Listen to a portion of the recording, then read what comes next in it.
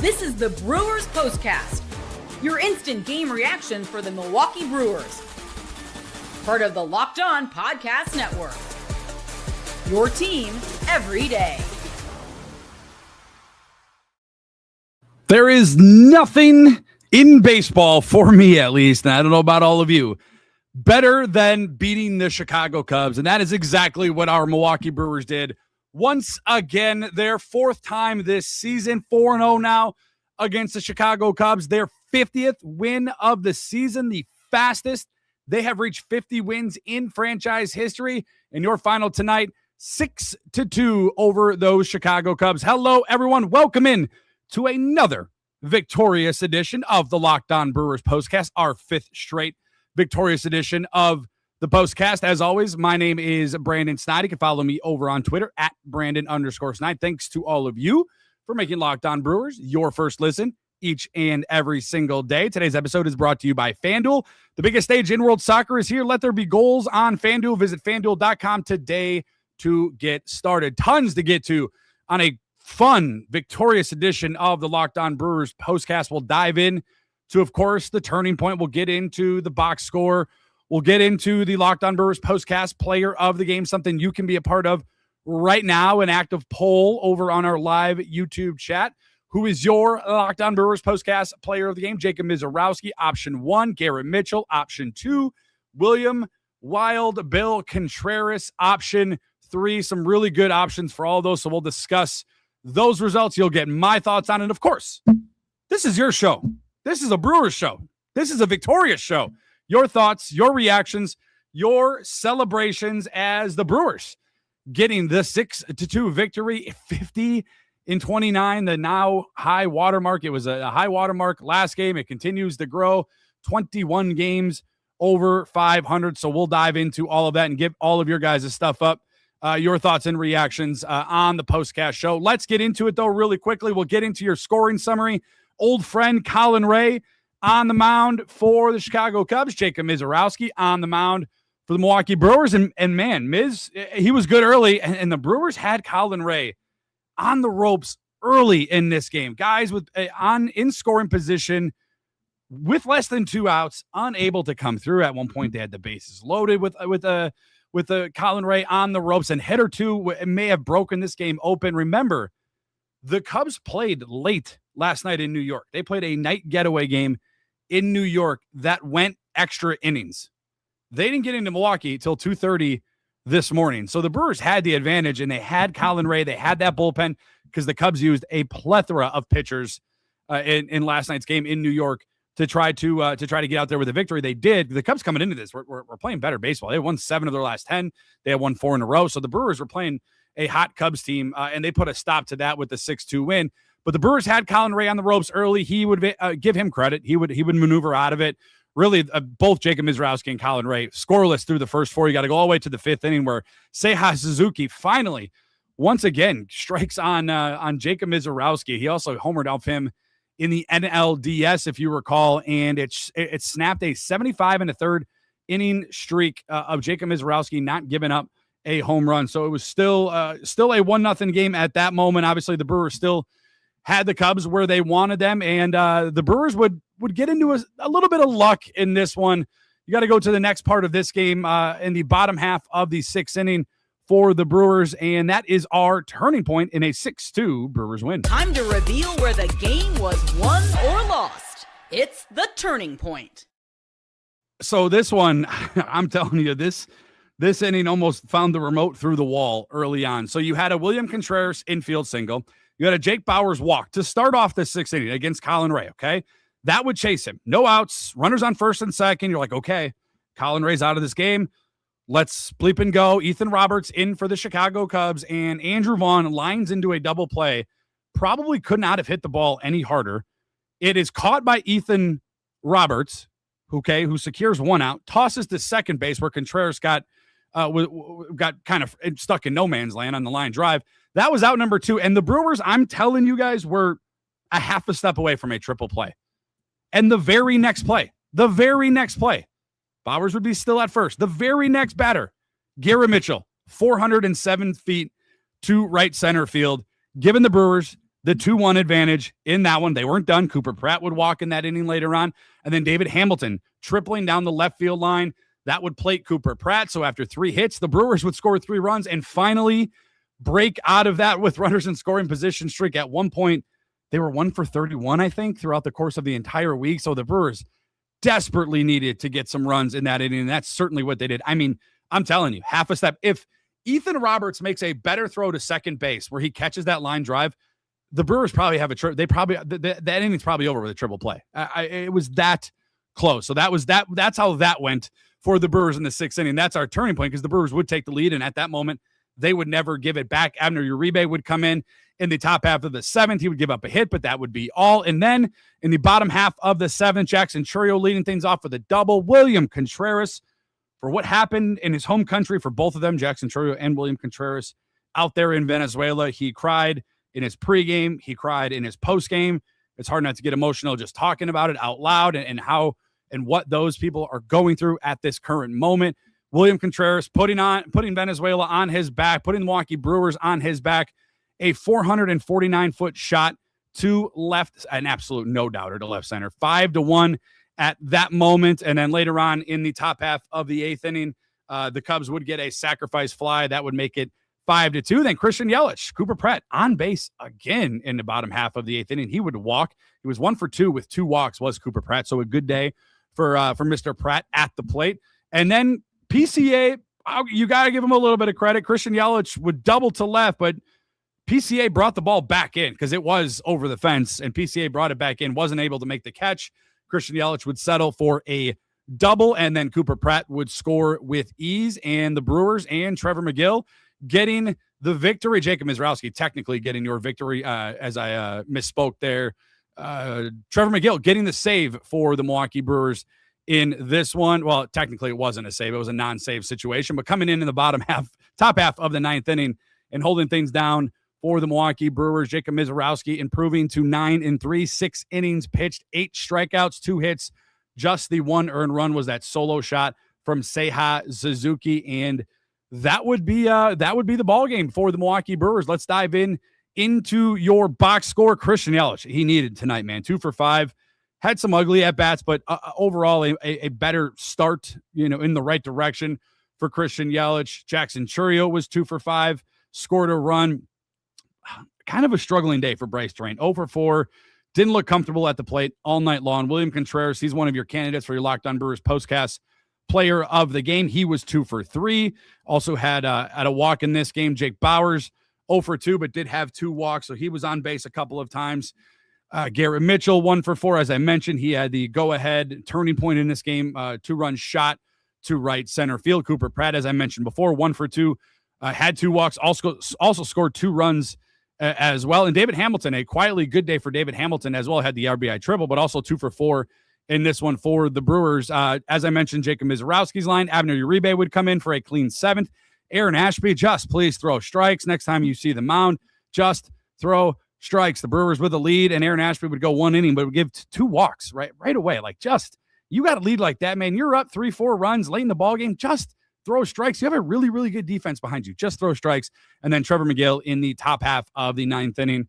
Not a save, so I misspoke a little bit earlier. My apologies. Not a save, quote unquote, but he does get in and gets in the 9th inning and holds it down for the Brewers. And with that, they improved to they beat the Cubs 6-2. They improve to 50-29 now on the season. A victorious edition of the Locked On Brewers postcast will roll on. We'll discuss the Locked On Brewers postcast player of the game. And of course, we'll get into some of your thoughts, your reactions, and yes, your celebrations as the Brewers knock off the Cubs in game 1 of the 3-game series. They've now reached 50 wins in the fastest pace in franchise history.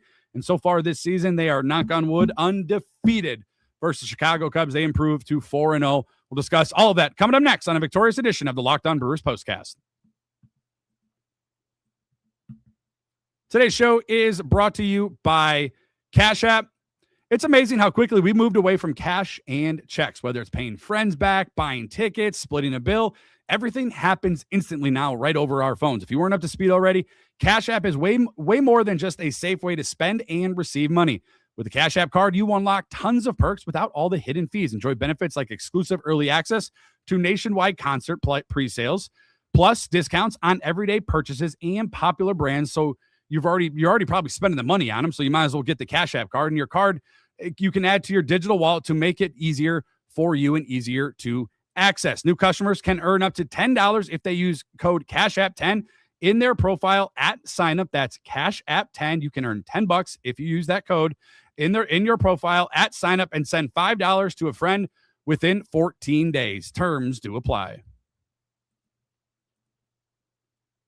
Today's show is also brought to you by FanDuel. The biggest stage in world soccer is here, and every match feels like it has the potential for a memorable moment. One goal can completely change the energy of a game, shift momentum, and alter the outcome in an instant.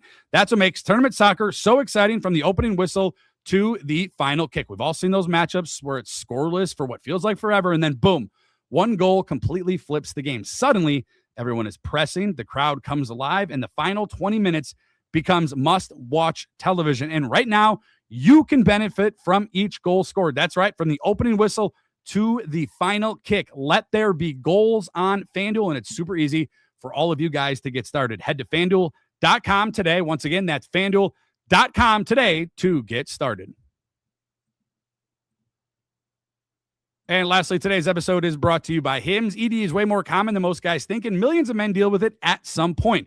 Hims offers a simple, convenient way to take care of your health by connecting you with healthcare providers online and giving you access to personalized treatment options from the comfort of your home. No awkward appointments, no pharmacy lines, just a straightforward process designed to help getting care feel easier. Taking care of yourself shouldn't feel complicated, and Hims makes the process private and easy to navigate. It's healthcare built around your schedule and, most importantly, around your comfort. A lot of people put things off because they don't know where to start. Hims makes it easier with a straightforward online process and discreet delivery, so getting care feels comfortable.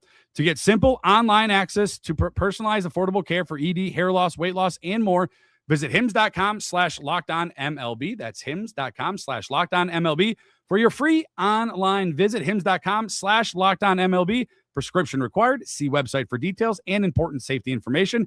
Sildenafil is a generic version of Viagra. Viagra is a registered trademark of Viatris Specialty LLC. Hims is not affiliated with or endorsed by Viatris.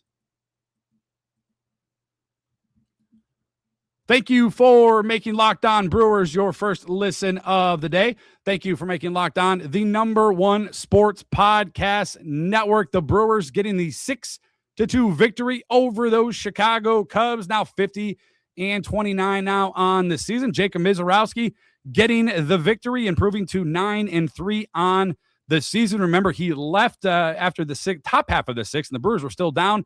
But Garrett Mitchell pulling him up and helping him along the way, getting him the victory in this one. And the Brewers moving to 4-0 against the Chicago Cubs to kick off the season. So let's get into it. A victorious edition of the Locked On Brewers Postcast Player of the Game.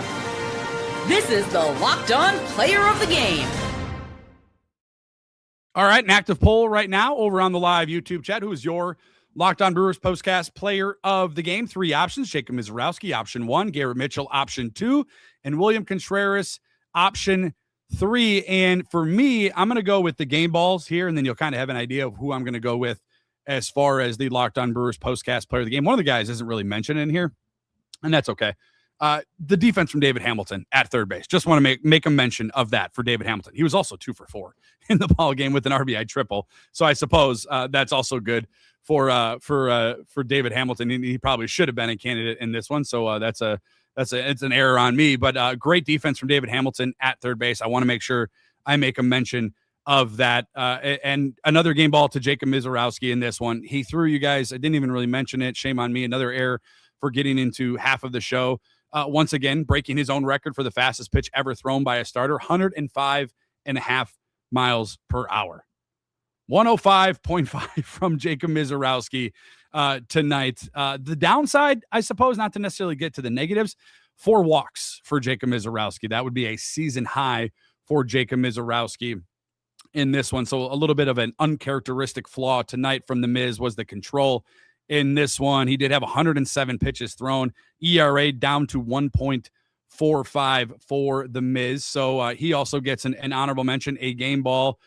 William Contreras, 100% a game ball in this one, really separating this one after the Brewers were up 3-1, putting them up 5-1. But for me, it's Garrett Mitchell because, number one, Jacob Misiorowski, if Garrett Mitchell doesn't hit that 2-run homer, the Miz, even if the Brewers go on and win, he doesn't get the victory because they would have left that inning without the lead.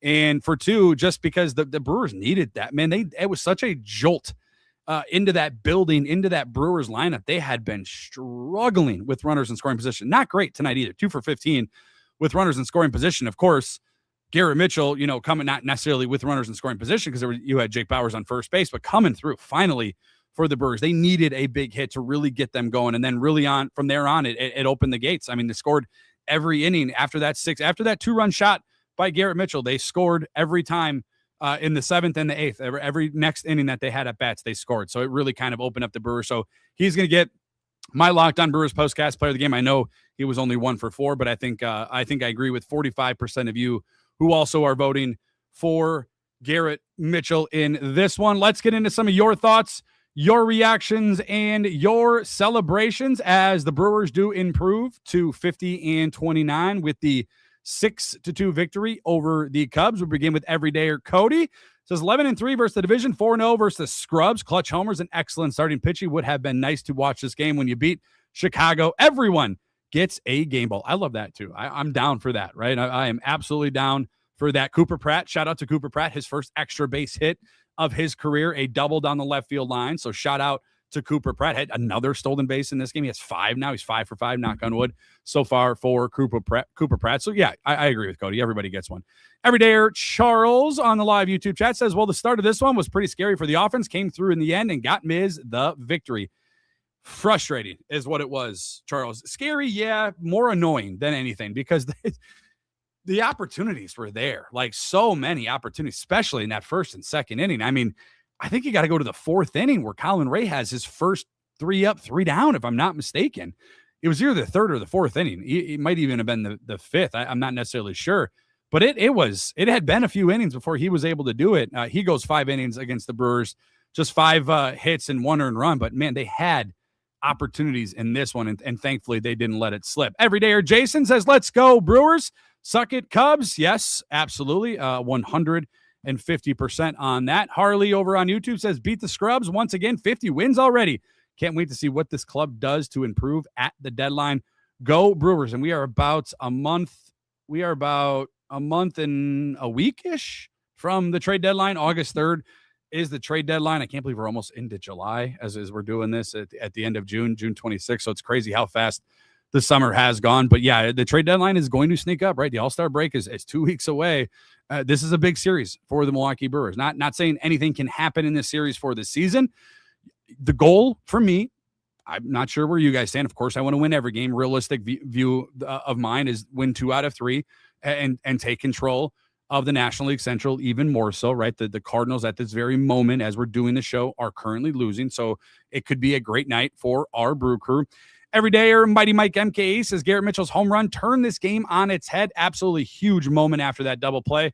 And he had the terrific defensive plays for Ashby. Did have some good plays out there in center field. Man, I'm telling you, that was so close to being a triple play.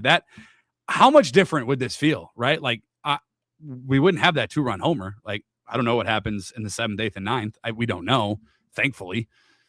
But that could have been very, very ugly for the Brewers. I mean, you get 2 guys on, 1st and 2nd again, and you get no outs, and you get out of the inning off of 1 play, off of a hard hit ball from Andrew Vaughn, who, by the way, found himself against a righty tonight. Andrew Vaughn was. So, that's encouraging. It was 0 for 3, but nonetheless, some solid contact from Andrew Vaughn. But yeah, that would have been not pretty, that's for sure.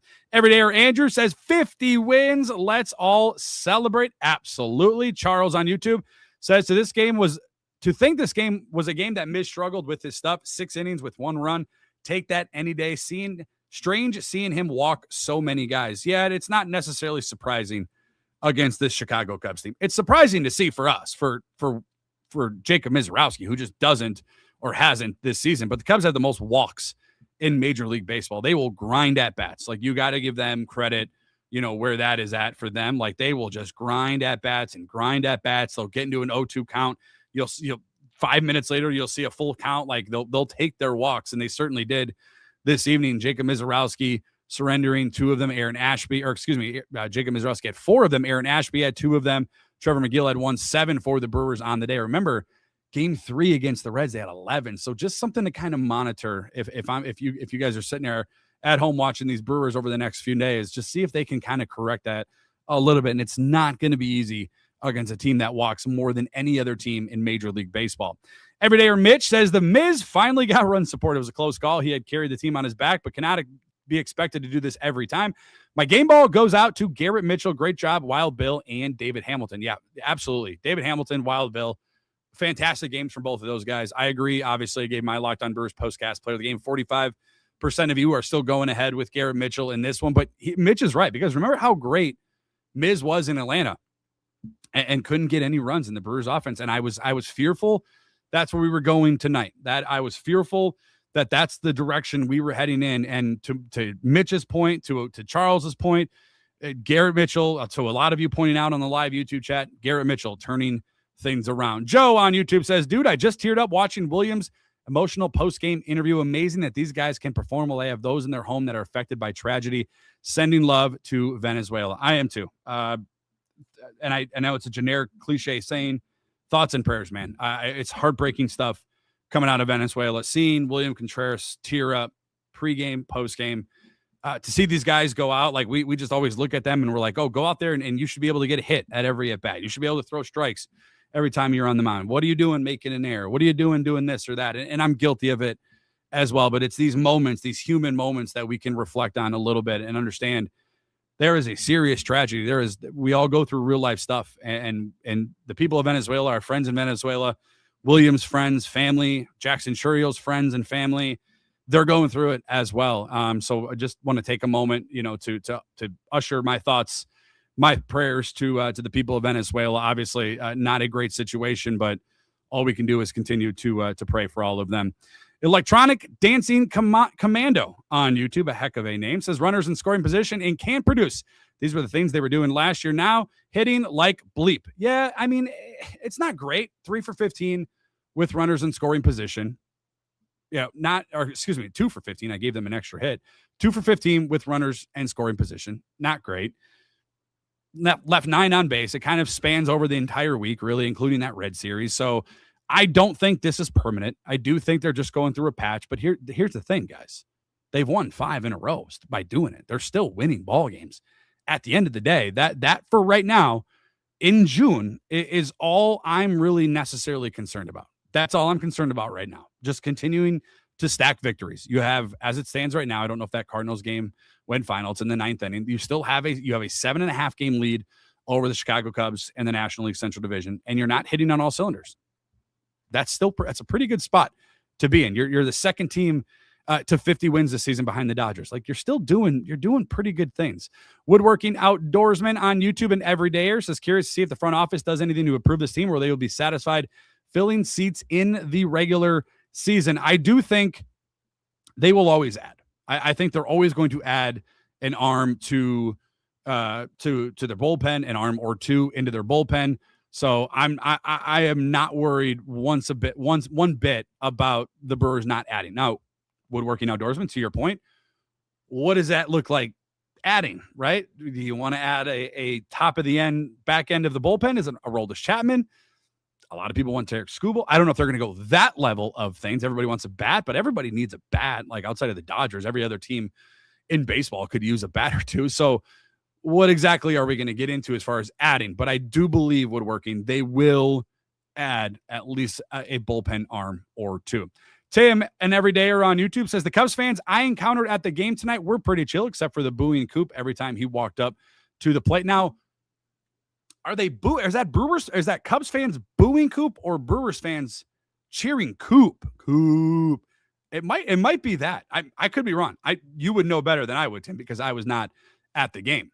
But I'm curious if that maybe is what, or maybe they were booing him. I have no idea. I don't know why Cubs fans would be in the business of booing Cooper Pratt. I don't know. He hasn't really done anything against them yet, or in the major leagues. He's been up here just a handful of games. So that is interesting. Everydayer Jacob says, hear me out. This wouldn't happen, but if Byron Buxton should really think about waiving his no trade clause to join our team, it would be a fantastic addition. Just a pipe dream at this point. Yeah. And if there's a guy like that, your contract is, you're beyond this year, which I believe he is. I think it's the 2028. Like that's something I would sign up for. That's something I could get behind, but it's another outfielder. So what are you doing? One of the outfielders you would be potentially pushing away or pushing down is a guy that was the turning point in the ball game tonight, right?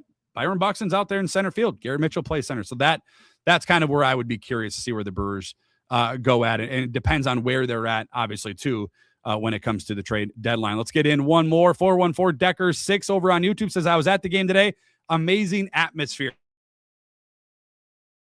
Yeah, and it was, they talked about it on the broadcast as well. It felt like, and you guys can attest to this, that those that were in attendance, it felt like more Brewers fans tonight, and sometimes it's kind of 50-50. Cubs fans are just kind of so up and down with this team and so high and low at times. So I'm not necessarily sure if it was, closer to 50-50. It's certainly on the television broadcast felt like more Brewers fans, as it should have been, right? I mean, you are at American Family Field. You are holding a home field there, so it should be. As the Brewers do get the victory over the Chicago Cubs, your final 6-2. Before we get out of here, let's dive into it. The things you'll be talking about tomorrow after the Brewers beat the Cubs in Game 1 of their 3-game series. This is what you'll be talking about. This has the potential, this series, it's not going to finish the division by no means. Conserve, though, as a serious gut punch to those Chicago Cubs. And tonight is a microcosm of that, right? Colin Ray, for the most part, right? Yeah, the Brewers had him on the ropes. He did pretty well. I mean, 5 innings of work. The Cubs, again, on very short rest. They didn't get into Milwaukee until 2:30 in the morning. They had won 10 out of their last 13, including 4 in a row. So they had been playing better baseball. And the Cubs did everything they could do in this game to get a victory against Jacob Misiorowski, right? Like, they drew their walks. They drew the pitch count up for Jacob Misiorowski. He gave up a home run. It's the first time he's done that in 75 1/3 innings. Like, everything was kind of falling in line for the Chicago Cubs. And they were hitless through, I believe, 4 innings before they finally got to Miz. And everything was falling in line for the Cubs. And then, boom, until it doesn't. That's what makes this Brewer team so dangerous. You have to play 9 innings against this Brewers team, and they will hit you in so many different ways, right? If it's not Jacob Misiorowski, it's going to be your bullpen. And it hasn't been sharp as of late, including Aaron Ashby walking 2 batters in an inning of work. But they still have the capability of throwing. Jared Kenning is on. He's back. He's been recalled. He's up in the bullpen for the Brewers.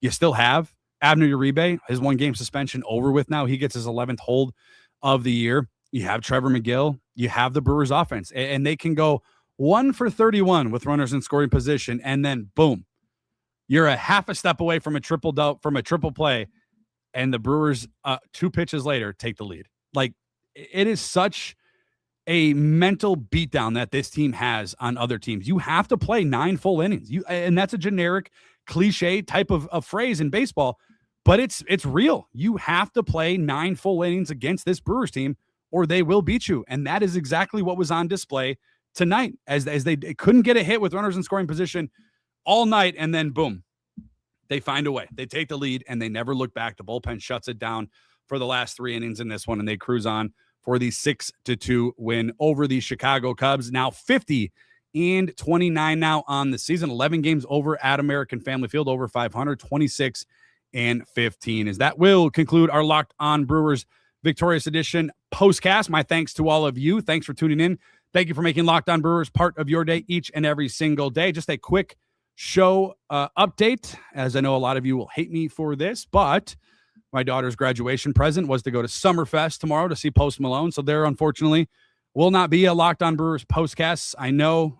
Throw your tomatoes, throw your grapes at me. I get it. I'm not happy that the scheduling fell on a Chicago Cubs game, but that was her wish. That was her present she wanted. So that's what we are going to do. Wish me luck, because I will need it down there in Summerfest. I've never been to Summerfest, so it's the first time I'm going. So wish me luck. I don't really know what to expect, but it is her graduation gift. So we're going to be attending the concert tomorrow. I will pick things back up on Sunday. So my apologies to all of you. Hopefully the Brewers do get a victory. If they do get a win, who knows? Maybe at 2:00 in the morning, by the time I get home, we'll fire this thing up. We'll see what happens in the game. But my thanks to all of you. Thank you guys for tuning in. Thank you for making Locked On Brewers part of your day each and every single day. Don't forget, we're free and available wherever you guys get audio podcasts, on Apple, Google, Spotify, Amazon. Wherever you find audio podcasts, you will certainly find the Locked On Brewers postcast, and over on YouTube. Please make sure you are subscribed. Hit the thumbs up. Hit the notification bell. Always get notified when we go live, and we'll go live Sunday. I apologize about tomorrow. Kyle Harrison is on the mound on Saturday. We'll pick things back up on Sunday on the postcast with Brandon Woodruff on the mound. And as always, win or lose, man, it doesn't feel – it's hard to beat this feeling in the regular season when you beat the Chicago Cubs and you get a good start from Jacob Misiorowski, another quality start. You get a big home run from Garrett Mitchell, a big home run from William Contreras. But it is always go Brewers. Have a good one, everyone. Talk to you again on Sunday. See ya. Go Brewers.